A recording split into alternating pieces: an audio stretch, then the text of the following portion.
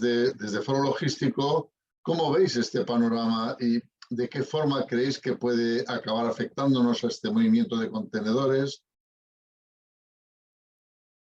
Hombre, vamos a ver, se viene a sumar al caos que hemos sufrido en el 21 y que en el 22 yo creo que seguirá todavía. Una expectativa de que toda la crisis de suministro provocada fundamentalmente por la pandemia mejorara, iría mejorando, fuera mejorando progresivamente durante el 22, pero no cabe duda que el conflicto en Ucrania pues creo yo que puede venir a volver otra vez a poner las cosas complicadas, un poco complicadas en el ámbito de las cadenas de suministro. Desde luego que desde el Foro de Logístico, pues hombre, lo vemos desde el punto de vista de ciudadanos europeos con preocupación y desde el punto de vista de gente de logística también con preocupación.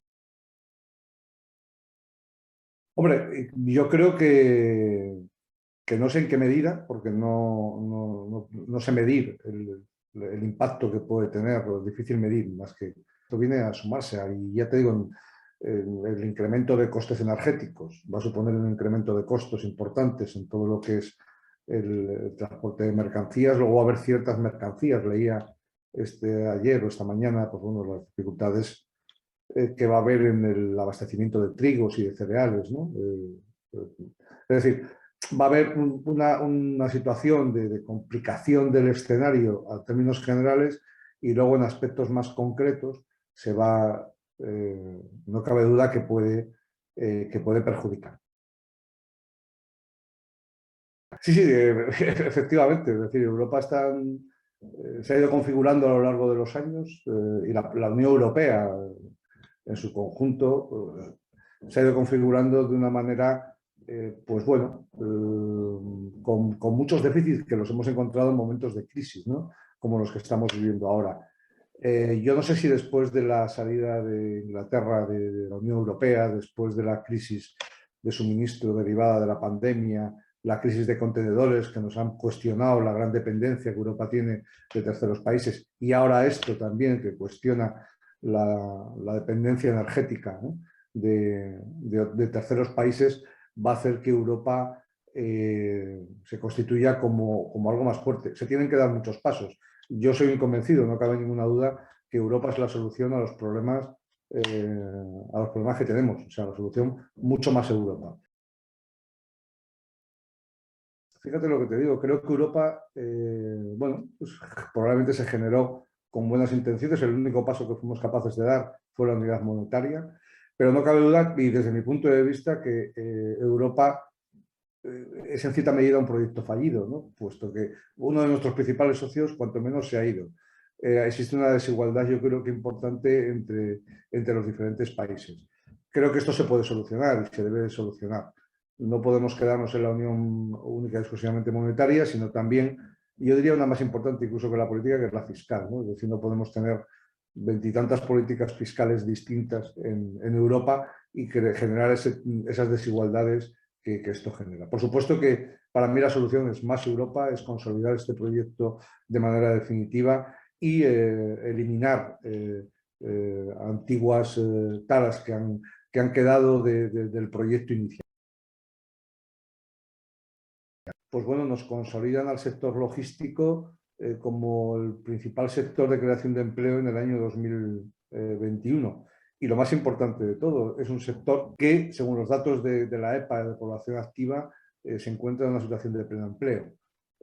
Esto es muy positivo porque dice que es un sector vivo, que se está dinamizando, que es un sector, evidentemente, que con esos datos puede atraer a talento, puesto que venga aquí va a encontrar trabajo, esto lo parece claro, pero también supone un arma en el sentido contrario, ¿no? Es decir, nos hemos comido las reservas de empleo que tiene el sector.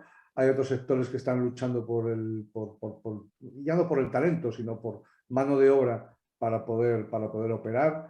Sectores como la construcción, sectores como la hostelería, sectores como los industriales, pueden hacer difícil y dificultoso en el año 2023 que la logística vaya creciendo al ritmo que está creciendo. En cualquier caso, es una excelente noticia que el sector logístico en el 2021 haya terminado con pleno empleo, que el sector logístico en el último cuatrimestre la creación de empleo en el último cuatrimestre del 2021 haya supuesto el 44% de los empleos creados en el país. Eso significa que casi 4 o 5 de cada 10 empleos han sido empleos logísticos, ¿vale? O sea, estamos ante una situación que ya veníamos viendo desde antes, durante y después de la pandemia, muy positiva para el sector, desde luego.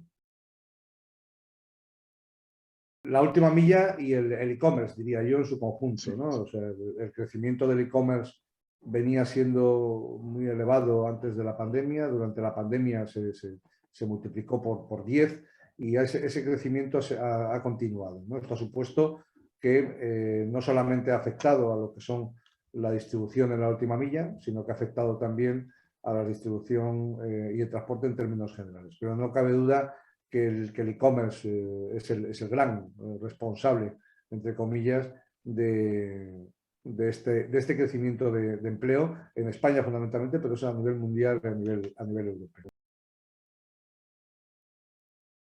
De esa última encuesta de población activa y de lo que tú comentabas de la formación profesional dual, en esa encuesta nos encontramos con dos datos bastante significativos, ¿vale?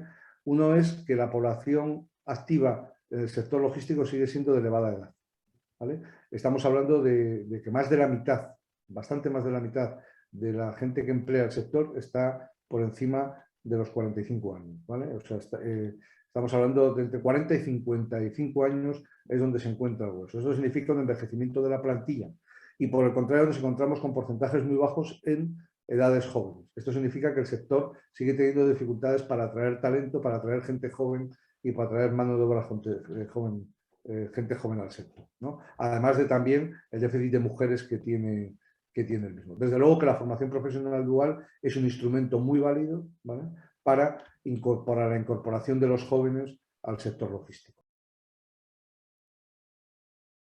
A la segunda pregunta que me haces de la solución del tráfico rodado o de la mercancía RO en ferrocarril, creo que es una buena solución, sinceramente.